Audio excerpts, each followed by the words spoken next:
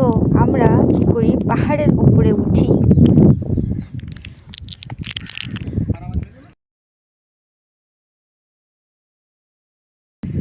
উঁচুতে আছি একদম, দেখেন এখন তো 8টাও বাজে নাই। তো চারপাশটা দেখেন কত সুন্দর, শুধু ঘের, এটা ঘের এলাকা। এখানে অনেক ঘের, অনেক এরিয়া জুড়ে ঘের, আর অনেক বলতে কয়েকটা ঘের। নৌকা থাকলে অবশ্য উঠতাম, ঘের ভিতরে কোনো নৌকা নাই। এই যে নিচু জায়গাটা, ওখান থেকে আমরা আসছি।